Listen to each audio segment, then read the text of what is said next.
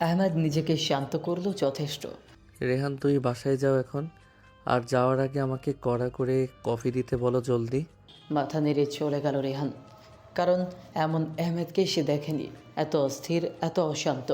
তাই পিয়নকে বলে বাসার জন্য বেরিয়ে পড়ল। তারপর থেকে আহমেদ এগুলো ভেবেই চলেছে। এই ভাবনায় কখন যে মাঝরাত হয়েছে টের পায়নি। আকাশে আলোর ঝলকানিতে বাস্তবে ফিরে এলো আহমেদ। টেবিলের কাছে যেতেই দেখতে পেল স্ক্রিনে সাজিদের নাম। এত রাতে ফোন পেয়ে ঘাবড়ে গেল। অনেকগুলো ফোন। দ্রুত রিসিভ করতেই ওপাশ থেকে সাজিদ বলল, এহমাদ, আর ইউ ওকে? সেই কখন থেকে তোমাকে কল করছি, তোমার কোনো রেসপন্স নেই। ফাইনালি তুমি অ্যান্সার করলে। এহমাদ, তুমি কি অফিসে? শেষ কথাটা সন্দেহ নিয়ে বলল। আহমেদ ছোট করেও বলল, কি হয়েছে এহমাদ? কিছু না। কেন কল দিচ্ছিলে? সাজিদ বুঝল আহমেদ কিছু লুকাতে চাচ্ছে। অয়ন্তী তোমার সাথে কথা বলতে চেয়েছিল, তাই? সাজিদের কথায় যেন নিজের কানকে বিশ্বাস করতে পারছিল না আহমেদ। সাজিদ, এমন মজা আমার একদম পছন্দ নয়, তুমি জানো। আমি মোটেও মজা করছি না। রাতে লাস্ট চেক আপের সময় ও আমাকে বলেছে অয়ন ওর প্যারেন্টসকে বাসায় দিতে গিয়েছিল। ও একাই ছিল। তখন বলল, সেই তখন থেকে কল করেছিলাম, কিন্তু তুমি তো তুমি। বুকটা কেমন পুড়ে গেল আহমেদের। অয়ন্তী তার সাথে কথা বলতে চেয়েছে, ভালো কি খারাপ তা ভাবতে চাচ্ছে না। কিন্তু এইদিকে সে অয়ন্তীর জীবনের সবচেয়ে বড় সত্য জেনে এসেছে। অয়ন্তী জানার পর প্রতিক্রিয়া কী হবে ভেবেই অস্থির হলো। আহমেদকে চুপ থাকতে দেখে সাজিদ বলল, রহমাত, তুমি ঠিক আছো তো? সিরিয়াস কিছু হয়েছে কি? সাজিদের কথার জবাব না দিয়ে আহমেদ বলল, সাজিদ, তুমি কোথায় আছো? বাসায় কেন? হসপিটালে আসতে পারবে প্লিজ? কোনো প্রশ্ন করো না, আমি সব বলবো তোমাকে। কিছু চিন্তা করলো সাজিদ। তারপর আসছি বলে দ্রুত বের হলো। বাসার কাছে হয় সমস্যা হবে না তেমন। সাজিদকে বলে আহমেদও বেরিয়ে পড়ল হসপিটালের উদ্দেশ্যে। সাজিদের চেম্বারে মুখোমুখি বসে আছে দুজন। আহমেদ দুহাতে মাথা চেপে ধরে বসে আছে। কোনোই টেবিলে ঠেকানো আঙুলগুলো চুলের ভেতর শক্ত হয়ে ঢুকে আছে, যেন মাথার ভেতরের বিশৃঙ্খল ভাবনাগুলো থামাতে চাইছে। সাজিদ তার সামনে চুপচাপ বসে। আহমেদ তাকে সব খুলে বলেছে। শুনে নিজেরও রাগ হলো। মানুষ কতটা জঘন্য হয়, কিন্তু তার শান্ত হতে হবে, নয়তো আহমেদকে সামলানো মুশকিল হবে। কেননা এমন আহমেদকে সে খুব কম দেখেছে। অস্থির, ভেঙে পড়া, দ্বিধাগ্রস্ত। কিছুক্ষণ নীরবতার পর আহমেদ ধীরে মুখ তুলল, চোখ লালচে, ক্লান্ত।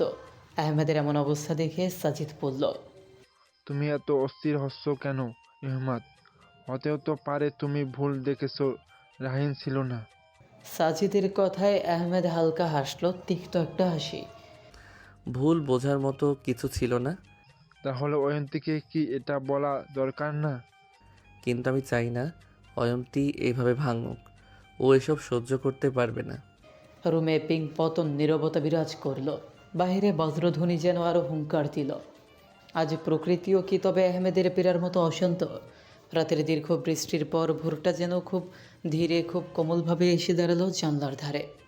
আকাশে আর কালো মেঘ নেই, আছে ধোয়া তোলা স্বচ্ছ নীল, যার ভেতর ভাঙা সাদা মেঘের টুকরোগুলো ভেসে বেড়াচ্ছে আলসেমি ভরে।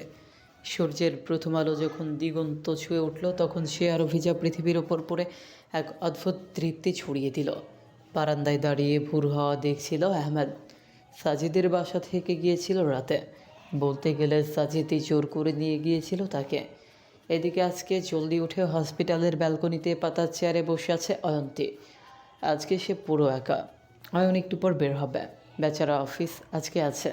মা রান্না করে দুপুরে আসবে রিমির সাথে। রাহিন কালকে ফোন করেছিল, তবে বেশ রাতে।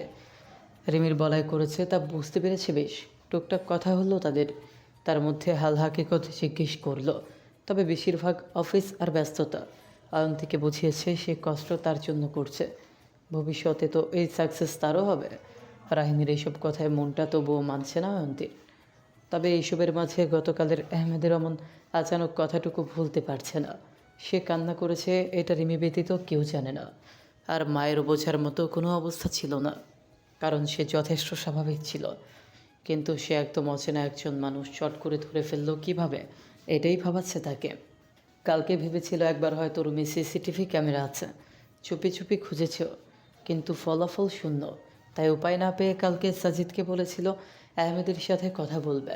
রিমি বলেছিল তারা বন্ধু, তাই সবাই যাওয়ার পর বলল। কিন্তু জনাব আহমেদ ইফতিখার তো ফোনে রিসিভ করলো না। ভেবেই টপ্ত নিঃশ্বাস ফেলল। মনে হলো তার আর জানা হবে না সে কী করে জানল। তাই সব বাদ দিয়ে বাহিরে মনোযোগ দিল। প্রকৃতির এই নির্মলতা কেমন প্রশান্তি দেয় তাকে। পাশে গাছের পাতায় জমে থাকা বৃষ্টির ফোঁটাগুলো রোদ পেয়ে ছোট ছোট হীরের দানার মতো ঝিকমিক করছে। হালকা বাতাস বইলেই তারা কেঁপে উঠে নিচে পড়ে যাচ্ছে। টুকটুক করে সেই শব্দে ভোরের নিস্তব্ধতা আরও মধুর হয়ে উঠছে। সাথে মাটির গন্ধটা এখন গভীর আর তাজা। রাতের ঝড় ধুলো মুছে দিয়েছে, সব ক্লান্তি ধুয়ে দিয়েছে। তাই গাছের সবুজ আরও গাঢ় দেখাচ্ছে। অয়ন চলে গেছে, প্রায় আধ ঘন্টা হতে চলেছে। নার্স নাস্তা দিয়ে গিয়েছে, কিন্তু অয়ন তীর খেতে মন চাচ্ছে না একটুও। মেডিসিনও পাশে বের করে রাখা আছে। অয়ন্তী অন্যমনস্ক হয়েছে আছে বাইরে। আপনি কি সবসময় ভাবনার রাজ্যে ডুবে থাকতে পছন্দ করেন অয়ন্তী? হঠাৎ নিজের রুমে আচানক কথাটুকু শুনে চমকে চাইল অয়ন্তী। বেডের পাশে দাঁড়িয়ে আছে আহমেদ, চেয়ে আছে অয়ন্তীর উত্তরের আশায়। না। নিজেকে গুছিয়ে ছোট করে বলল অয়ন্তী। তাহলে কি আমার উপস্থিতিতে আপনার সমস্যা হচ্ছে, নাকি কেউ আপনাকে কষ্ট দিয়েছে? আপনি কি সবসময় প্রশ্ন করা পছন্দ করেন? প্রশ্নের ওপরে পাল্টা প্রশ্ন করল অয়ন্তী। অয়ন্তীর প্রশ্নে আহমেদ হেসে ওঠে। আমি আগে প্রশ্ন করেছি, আপনি উত্তর দিন, তাহলে আমিও দিব। না, আপনার উপস্থিতি নিয়ে সমস্যা নেই, কিন্তু আমি জানতে চাচ্ছি আপনি কি মাইন্ড রিডার? মুখ তুলে চাইল অয়ন্তী। কেন বলুন তো? আপনি গতকাল কিভাবে বুঝলেন আমি কান্না করেছি? তার মানে আপনি সত্যি কান্না করেছেন? কিন্তু কেন? এখানে কোনো সমস্যা? না না না, ব্যাপারটা আমার ব্যক্তিগত। অয়ন্তীর কাছে ব্যক্তিগত শুনে আর কিছু বলল না আহমেদ, কারণ এসবে হস্তক্ষেপ করতে নেই। তাই কথা ঘোরানোর জন্য বলল। আপনি তো নাস্তাও করেননি, ভালো না খাবার? ভালো, কিন্তু আমার একা খাওয়ার অভ্যাস নেই। কারণ সে সব সময় তার পরিবারের সাথে একসাথে খেয়ে অভ্যস্ত। কিন্তু যার কেউ নাই, সে কিভাবে এমন সিচুয়েশন পার করে একবার ভাবুন তো। ধরুন একজনের তিন কুলে কেউ নেই, কিন্তু তাকে বাঁচতে হবে। তো তখন তাকে শত মন খারাপের মাঝেও খেতে হয়, কত শত বেদনা গিলতে হয়, আপনি বুঝতেও পারবেন না। তাই এই সাময়িক কষ্ট ভুলে নিজের সুস্থতার জন্য খেয়ে নিন। আপনি তাদের থেকে যথেষ্ট ভালো আছেন। আর হ্যাঁ, আপনি না খাওয়া পর্যন্ত আমি এখান থেকে নড়ছি না, যেহেতু আপনার একা লাগছে তাই। বলেই সোফায় গিয়ে বসল। আহমেদের কথায় ভেবাচাকা খেল অয়ন্তী।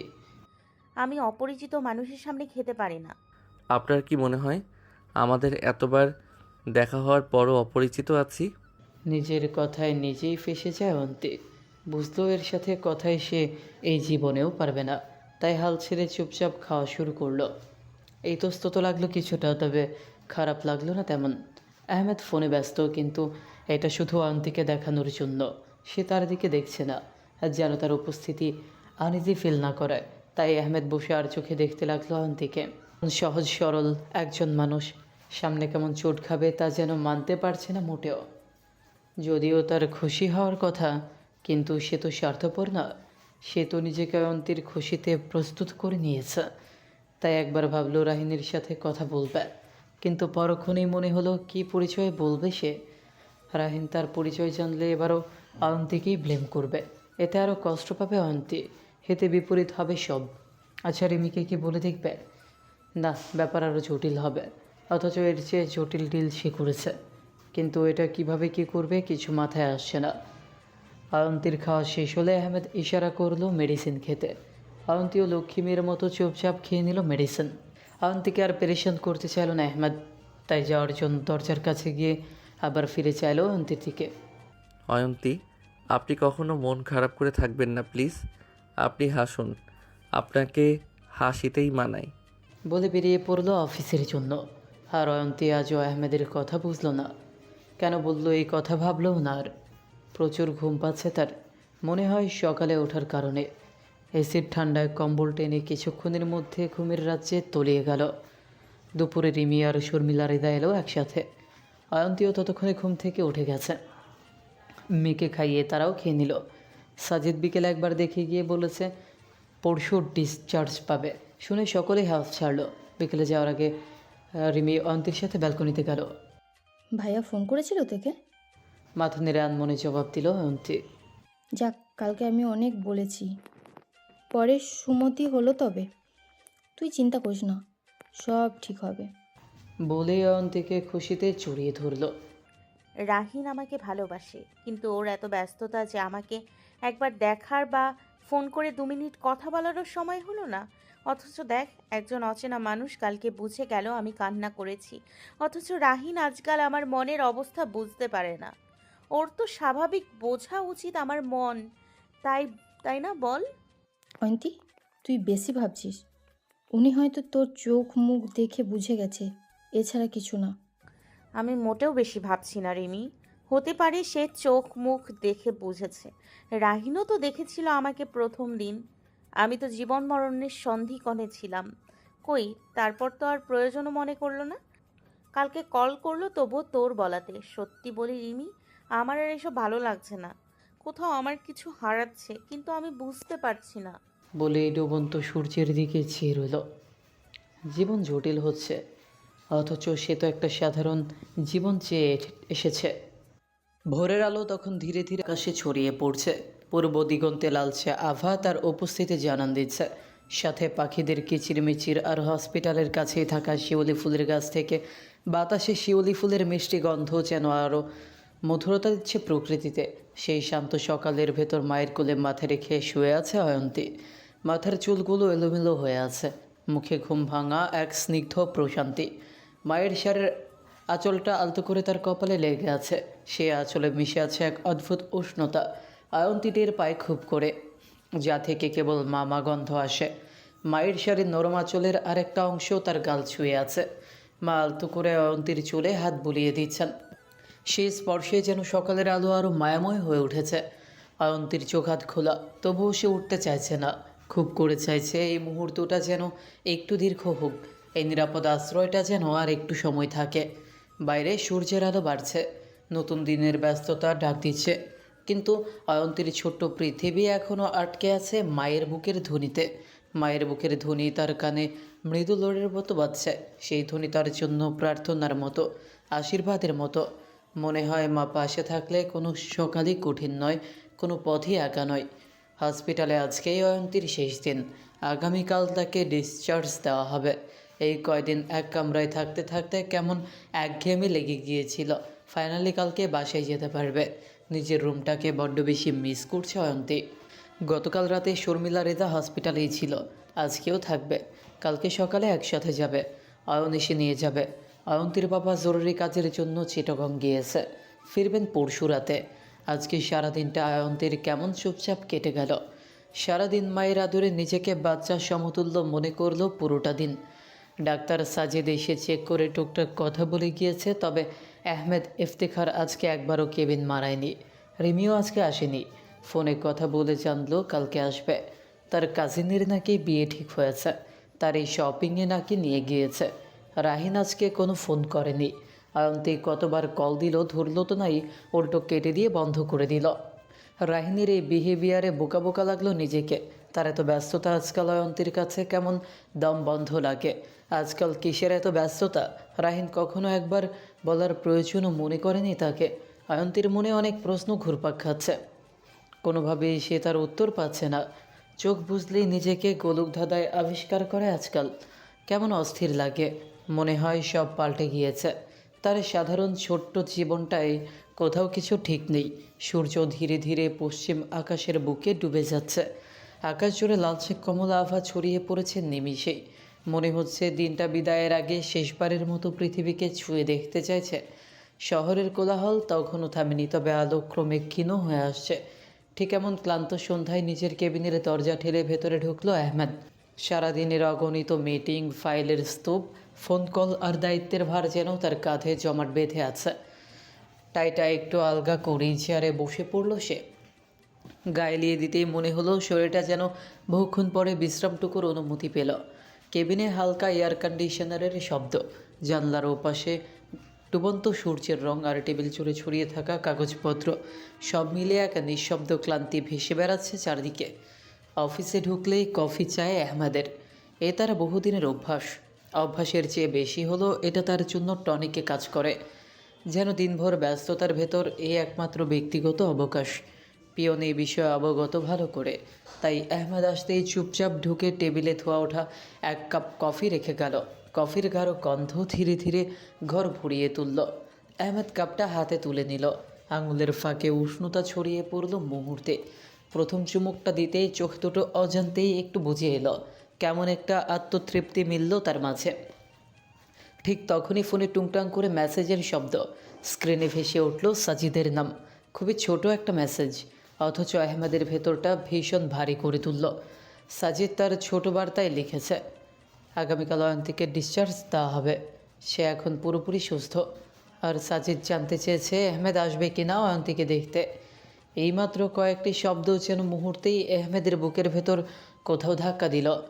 কফির উষ্ণতা হঠাৎই ম্লান হয়ে গেল। মনটা কেমন অকারণে ভারী হয়ে উঠল। কেবিনের ওই এসির ঠান্ডাটা কেমন অস্থির হয়ে গেল আহমেদের কাছে। অয়ন্তী সুস্থ, এই খবরটা তো আনন্দের হওয়ার কথা। সে তো চেয়েছিল অয়ন্তী দ্রুত ভালো হয়ে উঠুক, নিজের জীবনে ফিরে যাক, হাসুক, স্বাভাবিক হোক। কত দোয়া করেছে, তবুও কেন বুকের ভেতর এমন টান লাগছে? কেন যেন মনে হচ্ছে কিছু একটা শেষ হয়ে যাচ্ছে। এতদিন কোনো পরিচয় ছাড়াই, কোনো দাবি ছাড়াই, কেবল নিঃশর্ত উপস্থিতি হয়ে অয়ন্তীর পাশে থেকেছে সে। হাসপাতালের সেই সাদা কেবিনটাতে হুটহাট দেখা হয়, সব কিছু কি তবে এখানেই থেমে যাবে? অয়ন্তীর সে বোকা অদ্ভুত স্বচ্ছ চোখ দুটো ভেসে উঠল তার সামনে। অয়ন্তীর চোখে এক ধরনের শিশুসুলভ বিস্ময় প্রায়শই খেয়াল করত আহমেদ। মনে হতো অয়ন্তী যেন পৃথিবীকে নতুন করে দেখছে প্রতিবার। সেই চোখে নিজের প্রতিছবি খুঁজে পাওয়ার এক অদ্ভুত অভ্যাস তৈরি হয়ে গিয়েছে আজকাল আহমেদের। অয়ন্তীর ওই বোকা চোখে হয়তো আর চোখ রাখা হবে না, অথচ তার কোনো অধিকার নেই, তার কোনো সম্পর্কের নাম নেই।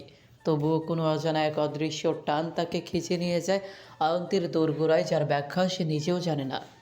এই যে কাল থেকে আর সেই মধুর অপেক্ষা থাকবে না, হাসপাতালে যাওয়ার অযথা অজুহাত থাকবে না, অয়ন্তীর সাথে হুট করে দেখা করলে অয়ন্তীর ওই বিস্ময় ভরা অভিব্যক্তিটুকু থাকবে না। জীবন আবার সেই তার নিজের নিয়মে চলতে শুরু করবে, সেই দূরত্বের অদৃশ্যে শিকলে বাঁধা। আর অয়ন্তী, সে হয়তো আবারও ভুলে যাবে, যেমন ভুলে গিয়েছে অতীতের সেই বসন্ত, যে বসন্তের রং ছিল আহমেদের কাছে সবচেয়ে অপার্থিব, অথচ স্বল্প সময়ের স্থায়িত্বতা আজও বয়ে চলছে। বসন্ত যেমন হঠাৎ আসে আর হঠাৎ করেই হারিয়েও যায়, রেখে যায় কেবল স্মৃতির মৃদু পরাগণ। অয়ন্তীও আহমেদের কাছে ঠিক তেমনই এক ঋতু, যার উপস্থিতি ক্ষণিক কিন্তু অনুপস্থিতি অতি দীর্ঘ। আহমেদ জানলার বাইরে তাকিয়ে রইল। সূর্য তখন প্রায় দিগন্ত ছুঁয়ে ফেলেছে। আলো ক্রমশ ম্লান হয়ে আসছে। তার ভেতরেও যেন ঠিক তেমনই এক আলো নিভে যাওয়ার অপেক্ষায়। আহমেদের মনটা হুট করে চাইছে বিদায়ের শেষ বেলায় অয়ন্তীকে একটু ছুঁয়ে দেখার। ঠিক তেমনই যেমন সূর্য তার শেষ বেলায় ছুঁয়ে দেয় পৃথিবীকে। কফির কাপটা টেবিলে রেখে দিল সে। একদম বিষাদ ঠেকছে তার কাছে। ফোনের স্ক্রিন এখনও জ্বলছে, সাজিদের মেসেজ। সময় অপেক্ষা করছে উত্তরের, কিন্তু উত্তর দেওয়ার মতো শব্দ কি সত্যিই তার আছে? আহমেদ যখন এইসব চিন্তার অতল গহ্বরে ডুবেছিল, ঠিক সেই সময় হঠাৎ করেই তার কেবিনের নীরবতা ভেঙে ল্যান্ডলাইনের টেকনোরিং বেজে উঠল। শব্দটা যেন তার চিন্তার জাল ছিঁড়ে দিল এক ঝটকায়। রিসিভার তুলতে রিসেপশন থেকে ভদ্রকণ্ঠে জানানো হলো দিদার নামের একজন তার সঙ্গে দেখা করতে এসেছেন। আহমেদ শুধু সংক্ষিপ্ত স্বরে অনুমতি দিল। মিনিট পাঁচেক পর দরজায় মৃদু কড়া নাড়ার শব্দ হলো।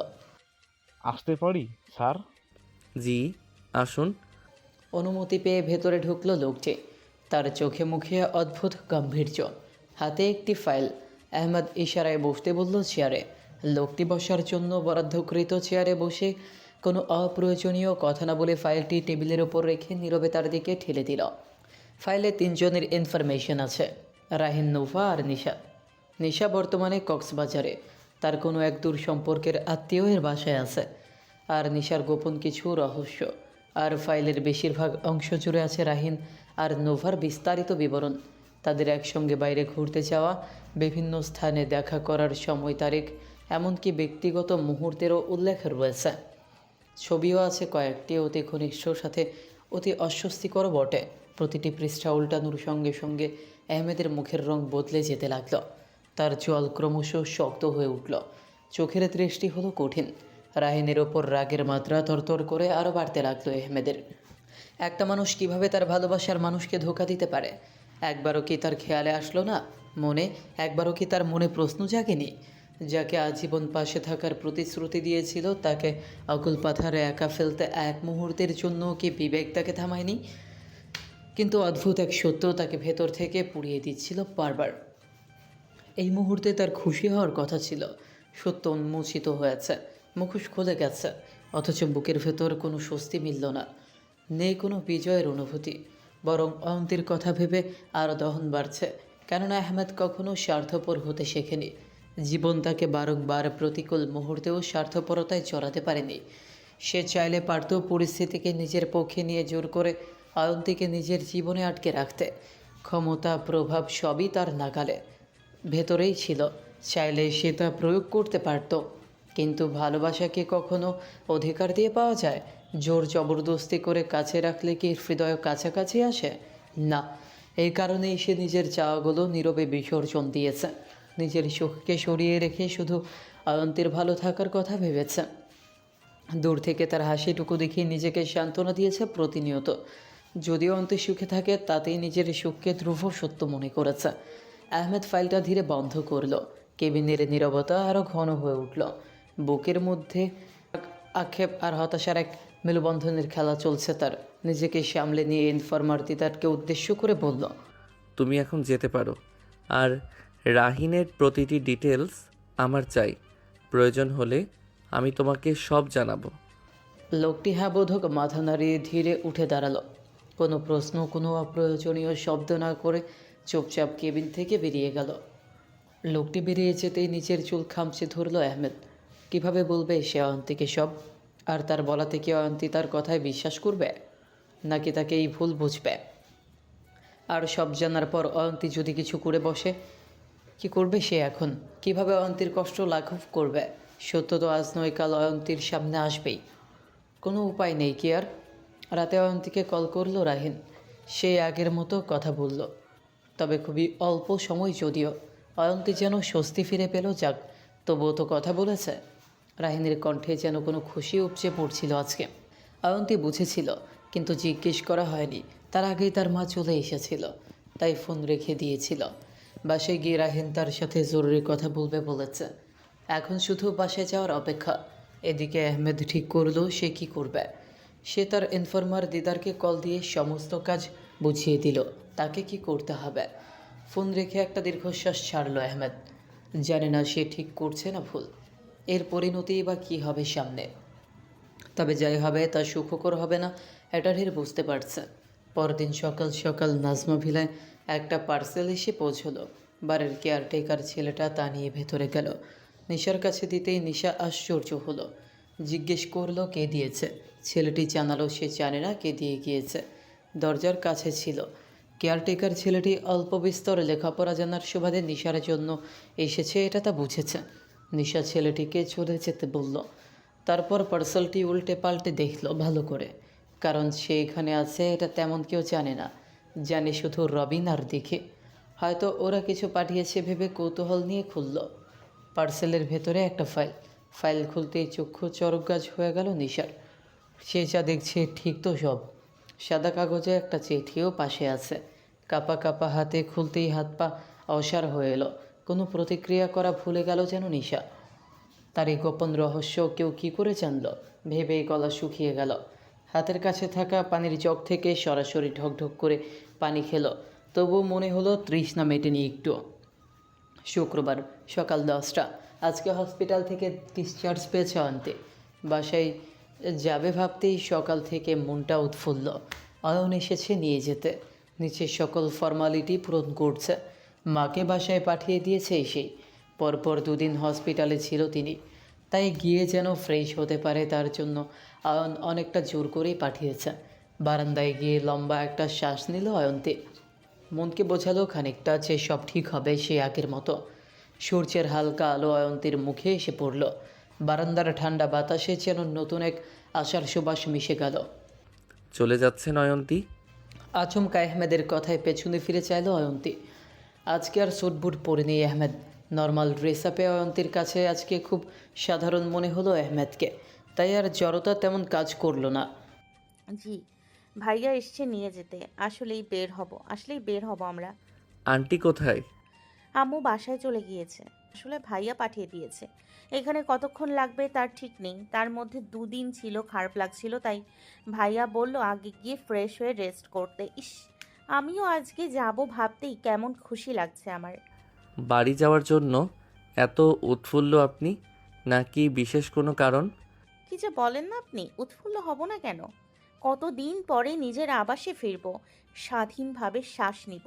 এখানে সব ভালো থাকলেও দম বন্ধ হয়ে আসতো। আসলে নিজের নীড়ের শান্তিই আলাদা, তাই না? বলেই হাসল। আহমেদ দেখল অয়ন্তীর চোখে আনন্দের ঝিলিক, মুখে অমুখ হাসি যা তার হৃদয় এক অনাবিল শান্তির বহর এনে দিচ্ছে। অয়ন্তীর হাসিতে কেমন ঘোরের মধ্যে চলে গেল আহমেদ। অয়ন্তীর দিকে ধীরে ধীরে কয়েক কদম এগিয়ে গেল আহমেদ। অয়ন্তীর চোখে চোখ রেখে বলল, নিজে তো আবাসে ফিরে যাচ্ছেন অয়ন্তী, কিন্তু পিছনে যে একজনকে হারা করে যাচ্ছেন তা কি কখনো বুঝবেন না? অয়ন্তী ড্যাব ড্যাব করে চাইল আহমেদের কথার জবাব দিতে নিবে, তখনই কেবিনে আসলো অয়ন। অয়নকে দেখে আহমেদ স্বভাবসুলভ ভদ্রতায় অয়ন্তীর থেকে একটু দূরে সরে দাঁড়ালো। অয়ন আহমেদকে দেখে হ্যান্ডশেক করলো দ্রুত। কেমন আছেন স্যার? আপনি কখন এলেন? সাজিদের সাথে দেখা করতে এসেছিলাম একটা কাজে। ও বলল আজকে ডিসচার্জ দিয়েছে, তাই ভাবলাম শেষবার দেখা করে যাই।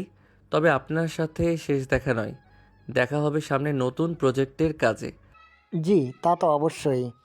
তারপর তারা নিজেদের কাজে টুকটাক কথা বলে বিদায় নিল। অয়ন ব্যাগ আর অয়ন্তীকে নিয়ে বেরিয়ে পড়ল। তাদের পেছনে আসলো আহমেদও।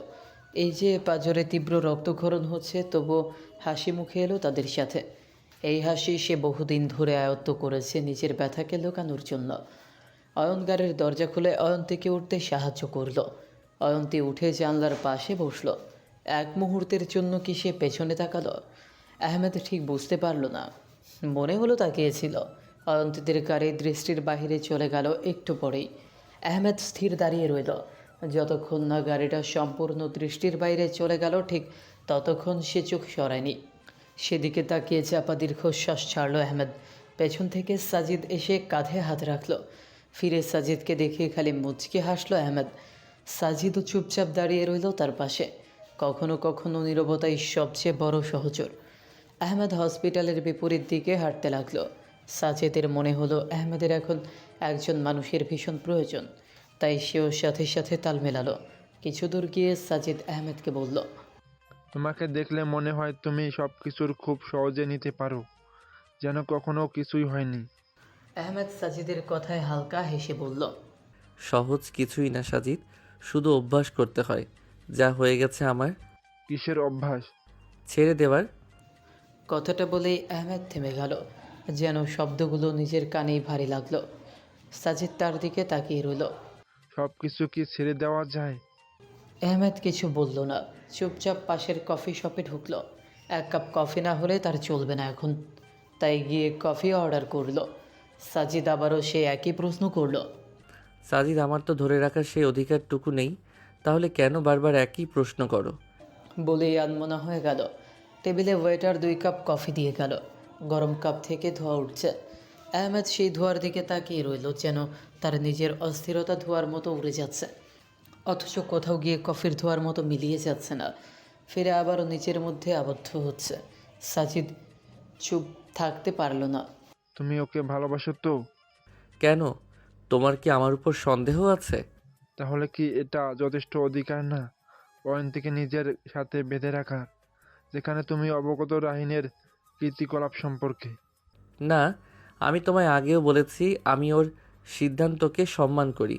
আমি জানলেও অয়ন্তী এসবের কিছু জানে না। আর ও যেদিন সব জানবে, আমি শুধু সেদিনের ভয়ই পাচ্ছি। আমি শুধু চাই ও ভেঙে না পড়ুক। আর রইল বাকি আমার একতরফা ভালোবাসা।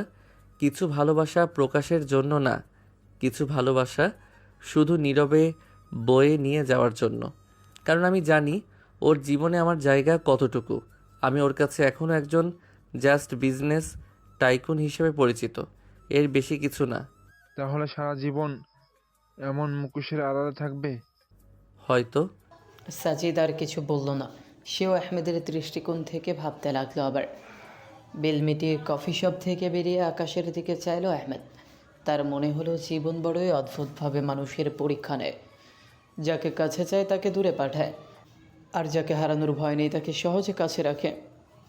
কি আজব লীলা খেলা। বাসায় সে অন্তে যেন স্বস্তির শ্বাস নিল। পুরো 5 দিন সে তার আপন ঘর থেকে দূরে ছিল, কিন্তু মনে হলো কয়েক জনম সে সব কিছুর বাইরে ছিল। এসেই প্রথমে রাহিনকে কল দিল। রাহিন কোনোভাবে রিসিভ করে বলল বিজি আছে, পরে কল দিবে। আয়ন্তীর কিছু বলার অপেক্ষা না করেই কল কেটে দিল। খারাপ লাগে এখন রাহিনের এমন বিহেভিয়ার, কিন্তু বোকা অয়ন্তীর মন মানতে চায় না কিছু। তাই একটু সামলে রিমিকে কল করলো আর বলল রিমিকে সে বাসায় এসেছে। সারাটা দিন ভালোই কাটলো সবার সাথে অয়ন্তীর, কিন্তু রাত যতবারে নিঃসঙ্গতা যেন তাকে শিকলে বেঁধে ফেলে। ভেতরের অস্থিরতা যেন ঠিক উল্টোভাবে জেগে ওঠে। ঘরের বাতি নিভিয়ে এসে জানলার পাশে বসে আছে অয়ন্তে। বাইরে দূরের কোনো রাস্তার বাতি মৃদু আলো ছড়াচ্ছে, যার হালকা আলোয় ঘরটা খানিক আলোকিত। মাঝে মাঝে গাড়ির শব্দ ভেসে আসছে, আবার মিলিয়ে যাচ্ছে। রাহিন বলেছিল গুরুত্বপূর্ণ কথা বলবে তার সাথে, তাই কথা বলার অপেক্ষায় সারা রাত বসে আছে অয়ন্তী। কিন্তু রাহিন ফোন করে না। কিভাবে করবে? সে তো আর একজনের মাঝে এখন মত্ত। সে এখন জীবনের শান্তি খুঁজে পায় অন্য কারো সৌন্দর্যে। ভোরের দিকে চোখে লেগে এলো অয়ন্তীর। কখন যে ঘুমিয়ে পড়লো টেরই পেল না। সময় তো সব সময় বহমান, কারোর জন্য থেমে থাকার একটিও ফুরসত নেই তার। অয়ন্তীর জীবনও এখন তেমনই চলতে লাগলো। পুরোপুরি সুস্থ হওয়ার পর কলেজে যাওয়া শুরু করেছে অয়ন্তী।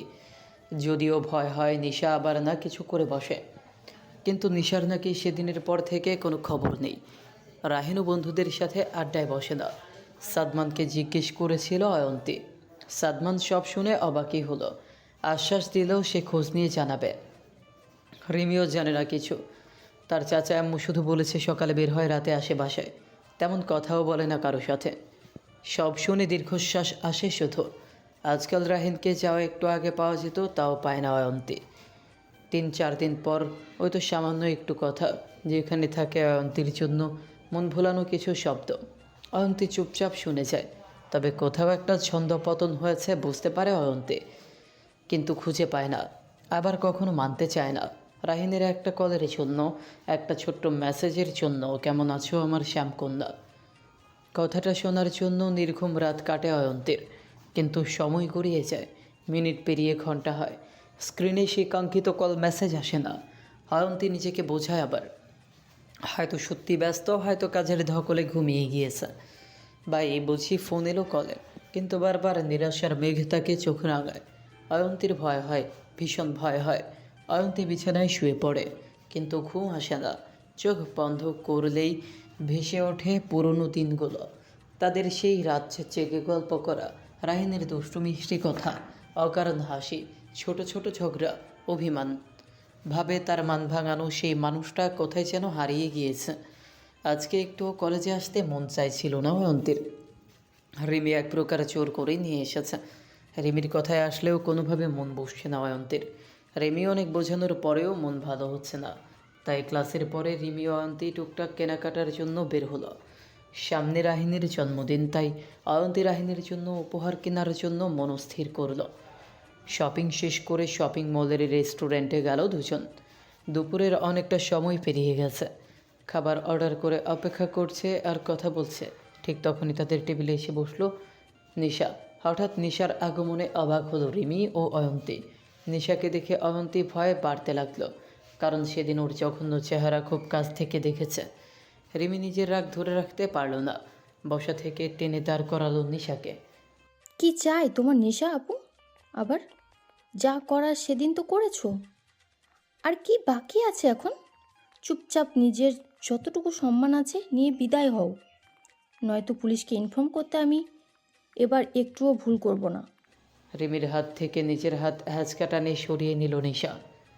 বেহায়ার মতো আবার চেয়ারে বসে পড়ল, সাথে রিমিকেও বসালো আর বলল, আরে রিমি, আমি তো শুধু তোমাদের সাথে একটু কথা বলতে এসেছি। আমার কথা শেষ হলে আমি চলে যাব। এ তো হাইফার হওয়ার কিছু নেই।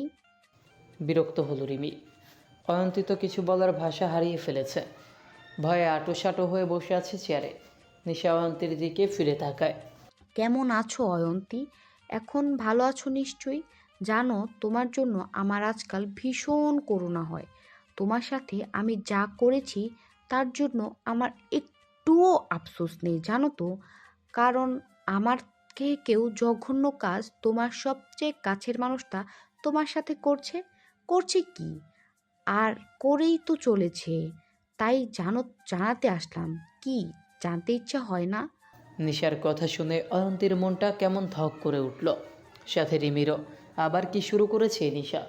নিশা ব্যাগ থেকে বড় এনভেলপ বের করে টেবিলে রাখলো। তারপরে এগিয়ে দিল অয়ন্তীর দিকে। চোখের ইশারায় খুলতে বলল। কাপা কাপা হাতে ধরতে নিয়েও হাত সরিয়ে নিল অয়ন্তী। ভয় পেও না অয়ন্তী, তেমন কিছুই নেই। তবে যা আছে তা সত্য। এক চুলও মিথ্যা নেই এখানে। বড় একটা শ্বাস নিয়ে সাহস করে এনভেলপ খুলল অয়ন্তী। ভেতর থেকে বেরিয়ে এলো কয়েকটা ছবি। ছবিগুলো রাহিনের সাথে একটি মেয়ের। রাহিনকে অন্য কারোর সাথে দেখে পায়ের নিচ থেকে মাটি সরে গেল অয়ন্তীর। আপনা আপনি চোখ দিয়ে পানি বের হতে লাগলো। প্রথম ছবিটা চোখে পড়তেই তার নিঃশ্বাস আটকে গেল। রাহিন, তার ঠিক পাশে অত্যাধিক সুন্দরী রমণী বসে আছে। অয়ন্তীর বুকের ভেতর কেমন একটা শব্দ হলো, যেন অদৃশ্য কিছু ভেঙে যাওয়ার শব্দ। প্রথম ছবিটা সরাতেই আরও একটি ছবির সামনে এলো। এইবার তারা আরও কাছাকাছি। নোভার হাসি স্পষ্ট, আর রাহিনের চোখে এক অদ্ভুত মাদকতা, যা কোনো এক সময় অয়ন্তীর জন্য ছিল। পরের ছবিটি আরও ঘনিষ্ঠ। অয়ন্তী চোখ বন্ধ করে ফেলল। অয়ন্তীর আঙুল অবশ হয়ে এলো যেন। ছবিগুলো হাত থেকে পিছলে টেবিলে পড়ে গেল।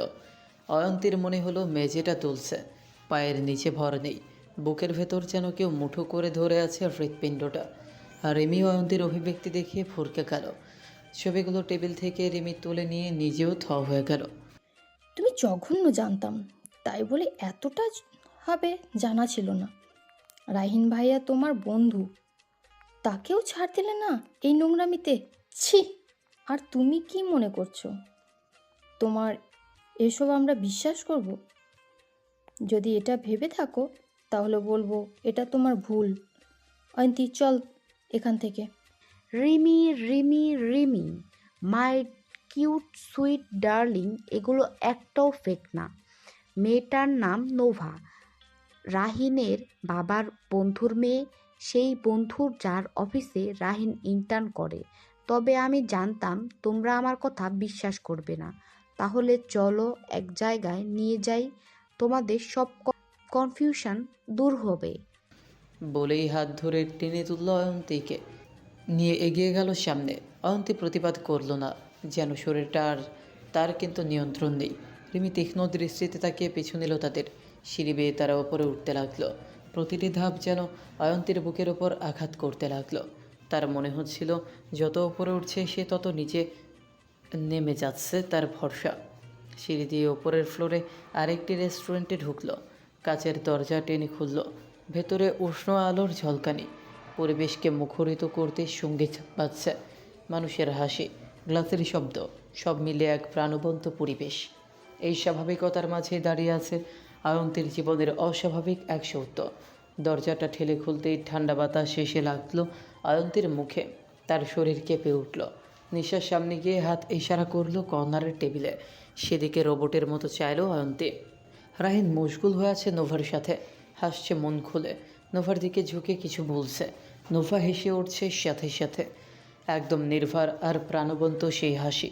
কথার ফাঁকে রাহিন একসময় হাত বাড়িয়ে নোভার চুল সরিয়ে দিল কানের পাশ থেকে, যেন এইটা তার বহুদিনের অভ্যাস। রাহিন ফিস ফিস করে কিছু বলল নোভার কানের কাছে ঝুঁকে, এতটাই কাছে যে তাদের নিঃশ্বাস একে অপরের মুখে মিশে যাচ্ছিল। তাদের আঙুলে আঙুলে যেন আরও ঘনিষ্ঠতা বাড়ছে। অয়ন্তীর বুকের ভেতর তীব্র ব্যথা ছড়িয়ে পড়ল। তার মনে পড়ল রাহিনের যখন ইন্টার্ন শুরু হলো তখন তাকে সারপ্রাইজ দিয়েছিল সুন্দর রেস্টুরেন্টে নিয়ে গিয়ে। ঠিক এমনভাবেই রাহিন তার চুল সরিয়ে দিয়েছিল। এমনভাবেই সে বলেছিল, আমার শ্যামকন্যা, তুমি ছাড়া আমার শান্তির নিবাস শূন্য। আজ সেই শান্তি অন্য কারো কাছে কি পেয়েছে তবে রাহিন? অয়ন্তীর কানে কোনো শব্দ ঢুকছে না। চারপাশ ঝাপসা হয়ে আসছে। শুধু সামনে তার অমুক সত্য রাহিন আর নুভা স্পষ্ট। অয়ন্তী লক্ষ্য করলো রাহিনীর মুখে কোনো দ্বিধা নেই, কোনো অপরাধ বোধ নেই, আছে শুধু স্বস্তি। এই স্বস্তিটাই সবচেয়ে বেশি কষ্ট দিল অয়ন্তীকে। প্রশ্ন জাগলো মনে, তাহলে কি রাহিন তাকে কখনো ভালোবাসেনি? ভাবতেই কেমন অসাড় হয়ে আসলো শরীর। রিমিও এসব দেখে একদম নিশ্চুপ হয়ে গিয়েছে, কোনো কিছু বলার ভাষাই যেন হারিয়ে ফেলেছে। পাশ ফিরে একবার অয়ন্তীর দিকে চাইল, কেমন নিস্তেজ হয়ে দাঁড়িয়ে আছে। পেছন থেকে নিশা বলল, কি বিশ্বাস হলো তো? সত্যি জানো তো রিমি, অয়ন্তীর জন্য আমার খুব খারাপ লাগছে। এতটা ভালোবাসলো, কিন্তু তার বদলে বেচারি কি ধোকাটাই না পেল। আহারে অয়ন্তী, উপস, সরি, রাহিনের শ্যামকন্যা। বলেই ব্যঙ্গাত্মক স্বরে হাসল। নিশার কথা কর্ণপাত হতেই অয়ন্তীর মনে হলো কেউ তার বুক চিরে সত্যিটা ঠকিয়ে দিয়েছে। সব দেখেও সে চেয়েছিল ছবিগুলো মিথ্যে হোক, চেয়েছিল সব ভুল বোঝাবুঝি হোক, কিন্তু না, কিছু সত্য প্রমাণ মানুষকে শেষ করে দেয়। পৃথিবীতে সব কিছুরই দুটো রূপ থাকে, সত্য তার ব্যতিক্রম নয়। সত্য এমন এক শক্তি যা কখনো জীবনের আকাশে রোদের মতো ছড়িয়ে পড়ে সব অন্ধকার দূর করে নিশ্চিন্ত আলোয় ছড়িয়ে দেয়। ঠিক তেমনই সেই সত্যই কখনো কখনো ঝড় হয়ে এসে ভেঙে দেয় যত্নে করা স্বপ্ন আর বিশ্বাসের ঘর। মানুষ যতদিন সত্যের মুখোমুখি হয় না, ততদিন তার কল্পনার জগৎ থাকে সুন্দর আর রঙিন। কিন্তু একবার যখন সত্য সামনে এসে দাঁড়ায়, তখন আর কোনো ভ্রম থাকে না। মুদ্রার এপিঠ ও পিঠের আনন্দ আর নির্মমতার এক অবিচ্ছেদ্য অংশ বোঝায় বিশ্বাসের সূক্ষ্ম সূত্র। অয়ন্তীও ঠিক এমনই এক সত্যের মুখোমুখি দাঁড়িয়ে আছে, যেখানে কারো বেইমানি তার ছোট্ট পৃথিবীকে তুমড়ে মুচড়ে বহুদূর চলে গিয়েছে। হাত পা অসাড় হয়ে আসছে ক্রমশ, তবু অয়ন্তী কীভাবে সহ্য করছে জানা নেই। কেননা কখনো কখনো মানুষ নিজের হৃদয় ভাঙার শেষ দৃশ্যটাও পুরোটা দেখতে চায়। রাহিন তখনও তাদের দেখেনি। নোভার সাথে কথা বলতে বলতে হঠাৎ সামনে তাকাতেই অয়ন্তী আর রিমিকে দেখে আঁতকে উঠল। মুখের হাসিটা জমে গেল মুহূর্তেই, চোখ বড় হয়ে গেল, চেয়ারের পিঠে ভর দেওয়া শরীরটা সোজা হয়ে গেল আচমকা। অয়ন্তী। ঠোঁট নড়ল, কিন্তু শব্দ ঠিকমতো বের হলো না। রাহিনীর কল্পনার মধ্যেও ছিল না এই মুহূর্তে অয়ন্তীর উপস্থিতি। নোভা রাহিনীর বিস্মিত দৃষ্টি অনুসরণ করে পেছনে তাকাতেই অয়ন্তীকে দেখে তার মুখের অভিব্যক্তি বদলে গেল। হাত মুষ্টিবদ্ধ হয়ে গেল, তবে কিছু বলল না, কারণ তাকে রাহিন আগেই বলেছে অয়ন্তী সম্পর্কে কেমন তার পেছনে পড়েছিল। এক প্রকার বাধ্য হয়ে রিলেশনে গিয়েছিল। পরে রাহিনও কিছুটা মায়ায় পড়েছিল, কারণ যতই হোক ছেলে মানুষ বলে কথা। তাই রাহিন নোভাকে পুরোপুরি আশ্বাস দিয়েছে তার এসব মায়া কেটে গিয়েছে, সেই সত্যি সত্যি নোভাকেই ভালোবাসে। তাই নোভাও বিষয়টা সহজে মেনে নিয়েছে। রাহিন তাড়াহুড়ো করে হাত সরিয়ে নিল নোভার হাত থেকে। ভুলবশত টেবিলের সামনের গ্লাসটায় ছোঁয়া লাগতেই পানি ছলকে উঠল টেবিলে। উঠে এসে দাঁড়ালো অয়ন্তীর সামনে। অয়ন্তী কিছু বলল না, কেমন পাথরের মূর্তি মনে হলো তাকে। মনে হচ্ছে হালকা ছোঁয়া দিলেই ভেঙে টুকরো টুকরো হয়ে যাবে। রিমি রাহিনীর সামনে এসে দাঁড়ালো, নিজের ভাইয়ের প্রতি ঘৃণায় মন তিক্ত হয়ে গেছে। চমকে গেলে নাকি আমরা এখানে আসবো তুমি ভাবনি ভাইয়া? রাহিন রিমির দিকে রাগী চোখে তাকালো, তোরা এখানে কি করছিস? বলেই পেছনে চোখ গেল নিশার দিকে। বুঝতে বাকি নেই নেশাই এখানে এনেছে। ভালোই ভালোই বলছি, বাসায় জারিমি। আমি নোবার সামনে কোনো সিন ক্রিয়েট করতে চাচ্ছি না আপাতত। এখন যা, আমি পরে কথা বলবো এই বিষয়ে। রাহিন কথাটুকু বলে চলে যেতে নিলে পেছন থেকে হাত ধরে থামালো অয়ন্তী। হাত অস্বাভাবিকভাবে কাঁপছে তার, তবুও কান্না মিশ্রিত কণ্ঠে কোনো রকমে বলল, রাহিন, এই কি তবে ছিল তোমার ব্যস্ততা, নাকি আমার জীবনের নির্মম সত্যতা? অয়ন্তীর দিকে তাকিয়ে নিচু স্বরে কঠিন হয়ে রাহিন বলল, তুমি কি এখানে তামাশা করতে চাচ্ছ অয়ন্তী? আশেপাশে দেখো, সবাই তাকিয়ে আছে, ভুলে যেও না। আর তোমার হয়তো মান সম্মান না থাকতে পারে, কিন্তু আমার আছে। আর আমার চেয়ে বেশি কিন্তু তোমার তামাশা হবে। সো বাড়ি যাও, রাতে কথা বলবো আমি তোমার সাথে। অয়ন্তীর আশেপাশে কি হচ্ছে তার কোনো হুঁশ নেই। কে আছে, কে দেখছে, কে কি ভাবছে তা যেন বিন্দুমাত্র ভাববার মতো অবকাশ নেই। সে কেবল রাহিনের কাছ থেকে সত্য জানতে চাচ্ছে। রাহিন বলুক সব মিথ্যে, সে তাই বিশ্বাস করে নেবে। এই আকুলতা নিয়ে তাই আবারও টেনে ধরল রাহিনের হাত। পেছনে ফিরে চাইলো অয়ন্তীর দিকে। ছলো ছলো নয়নে মলিন চেহারা নিয়ে তাকিয়ে আছে অয়ন্তী তার দিকে জবাবের আশায়। অয়ন্তীর ওই দৃষ্টিতে এসির মধ্যেও ঘেমে গেল রাহিন। আশেপাশে তাকালো, তারপর কপালে হাত ঘষল। বুঝলো আর লুকিয়ে লাভ নেই।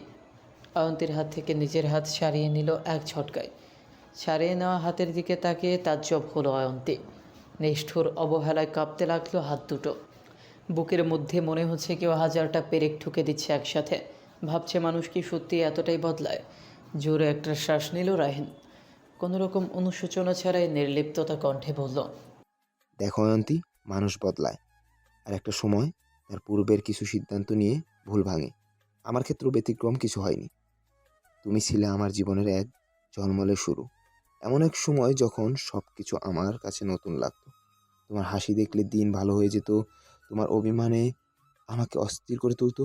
তোমার একটুখানি মনোযোগ পাওয়ার জন্য আমি কত কিছু করতাম তা তুমি জানো না। আমি ভেবেছিলাম এটাই ভালোবাসা, সত্যি ভেবেছিলাম। কারণ অনুভূতিটা ছিল তীব্র, খুবই তীব্র। তোমাকে ছাড়া কিছু ভাবতে পারতাম না।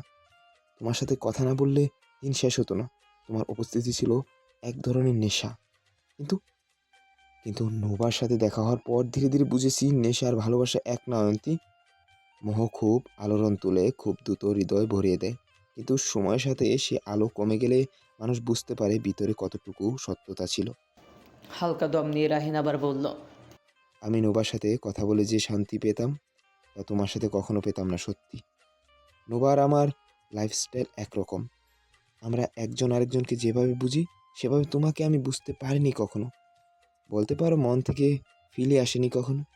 নোবার সাথে আমার বোঝাপড়াটা আমাকে বুঝায় দিন শেষে আমার স্বস্তির একমাত্র ঠিকানা শুধুমাত্র নোবা।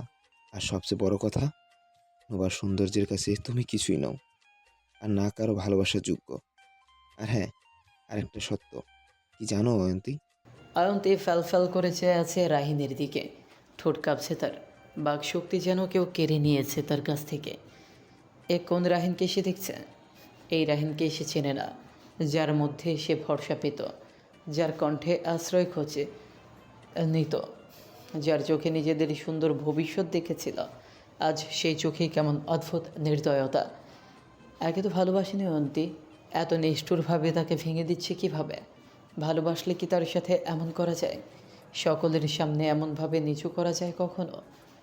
অয়ন্তী শুধু তাকিয়ে আছে একজন অচেনা মানুষের দিকে, যে একসময় ছিল তার সবচেয়ে চেনা, সবচেয়ে আপন। তার ভেতরটা নিঃশব্দে ভেঙে যাচ্ছে, আর সেই ভাঙনের শব্দ সে ছাড়া আর কেউ টের পাচ্ছে না। সত্যি বলতে তুলনা করতে চাই না, কারণ তোমার সে যোগ্যতাও তো নেই। তবুও মনে হচ্ছে তোমার ভ্রম ভাঙানোটা সবচেয়ে জরুরি অয়ন্তী। তাই বাস্তবতা এটাই, আমার বর্তমানের পাশে দাঁড়ালে তুমি অতীত ছাড়া আর কিছুই এখন না। এটা মাথায় ঢুকিয়ে নাও। বলেই এক হাতে জড়িয়ে নিল নোভাকে তার বাহু ডোরে। আর এই কথা আমি তোমাকে বলতে চেয়েছিলাম যখন তুমি হসপিটাল ছিলে, কিন্তু সময় বা সুযোগ হয়ে ওঠেনি। কারণ ওই সময় পরিস্থিতি এমন ছিল না। তুমি বাসায় আসার পরও চেয়েছি, কিন্তু চেয়েও পারিনি। তবে ভালো হয়েছে তুমি নিজেই সব জেনেছো।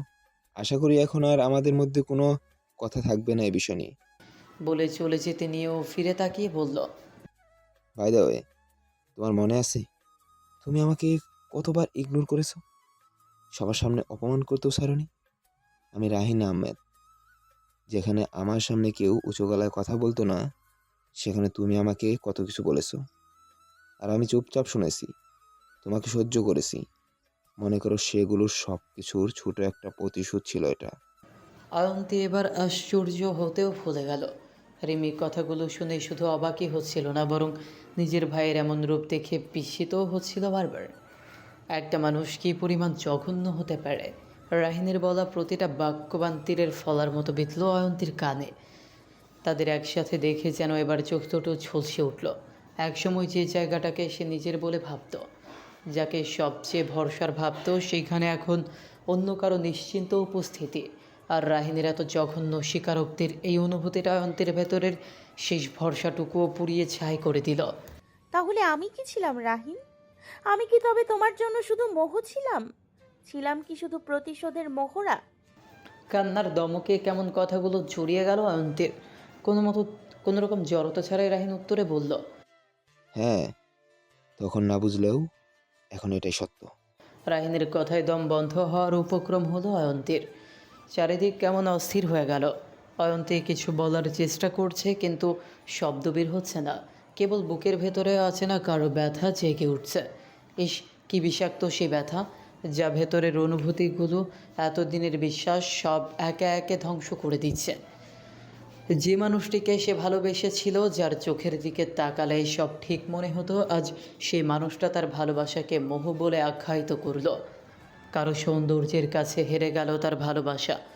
অয়ন্তী অশ্রু সজল চোখে এক পা করে পিছিয়ে গেল। নিজের কানকে বিশ্বাস করতে চাচ্ছে না আর। এত নিষ্ঠুর সত্য সে মানতে পারছে না কিছুতেই। পিছু পা হতে হতে কারোর সাথে ধাক্কা খেল। মাথা তুলে চাইতে আরেক দফা হতভম্ব হলো অয়ন্তী। আর মনে হলো পৃথিবীর সমস্ত বাস্তবতা এক মুহূর্তে তার সামনে এসে দাঁড়িয়ে আছে। এতক্ষণ এসব কিছু দাঁড়িয়ে দেখছিল অয়ন আর আহমেদের সাথে আজকে তাদের একটা গুরুত্বপূর্ণ মিটিং ছিল, সাথে সাইট ভিজিটও ছিল। তাই সাইট থেকে সরাসরি এসে অফিসের আরও কয়েকজনের সাথে মিটিংয়ের উদ্দেশ্যে এসেছে এখানে। দুপুর পেরিয়ে যাওয়ায় তারা ঠিক করেছিল আগে লাঞ্চটা সেরে নেওয়া যাক, হালকা খাবার আর একটু নিরিবিলি সময় বসে বাকি সব ডিসকাস করে নিবে। সাথে এই ছিল উদ্দেশ্য। কিন্তু অয়ন্তীকে একটি মেয়ে সিঁড়ি দিয়ে ওপরে টেনে নিয়ে যেতে দেখে অয়ন বাকিদের বসতে বলে পিছু নিল তাদের। আর এদিকে অয়ন্তীকে নিশার সাথে দেখে অয়নের সাথে আহমেদও ছুটল তার পেছনে। কিন্তু ভেতরে গিয়ে অয়ন আর আহমেদ এমন ধাক্কা পাবে ভাবতেও পারেনি। প্রথমে বিষয়টা ঠিক বুঝতে পারেনি অয়ন, কিন্তু কয়েক মুহূর্ত দাঁড়িয়ে থাকতেই পরিষ্কার হয়ে গেল পুরো বিষয়টা। রাহিনের কঠিন বাক্যের সাথে অয়ন্তীর মুখে চরম অসহায়ত্ব, সব মিলিয়ে পরিবেশটা অস্বস্তিকরভাবে স্পষ্ট হলো অয়নের কাছে। জীবনকে সবসময় আগলে রেখেছে, যার কপালে সামান্য ভাঁজ পড়লেও যে ছুটে গেছে কারণ জানতে। আজ সে আদুরের বোনটাই সবার সামনে দাঁড়িয়ে কি অপদস্থটাই না হচ্ছে শুধুমাত্র ভালোবাসার জন্য। শুধু কাউকে নিঃশর্তে বিশ্বাস করে নিজের পৃথিবীর কেন্দ্র বানিয়েছে বলে সেই বিশ্বাসের মূল্যই আজ থেকে দিতে হচ্ছে সবার সামনে। রাগে হাত পা কাঁপতে লাগলো অয়নের। যতটা না রাগ হচ্ছে রাহিনের ওপর, তার চেয়েও বেশি রাগ হচ্ছে অয়ন্তীর ওপর। কেন একবারও কাউকে কিচ্ছুটি জানালো না? জানালে হয়তো অয়ন রাহিনীর সম্পর্কে খোঁজ নিতে পারত। তাহলে তো এমন সকলের সামনে ছোট হতে হতো না। অয়নকে সামনে দেখে যেমন অয়ন্তী হতভম্ব হলো, তার চেয়ে দ্বিগুণ অবাক হলো রাহিন। এক মুহূর্তের জন্য স্থির হয়ে গেল। আজকে যেন সব চমক সে একসাথে পাচ্ছে। মেজাজ খারাপ হলো প্রচুর, তবুও শক্ত হয়ে দাঁড়িয়ে রইল। আরও কত কাহিনী করবে এরা তা ভেবে বিরক্ত হলো। ভাইকে সামনে দেখে অপমানের দরুন আরও ভেঙে পড়ল অয়ন্তী। অয়নের সামনে চোখ তুলে তাকাতে পর্যন্ত পারল না।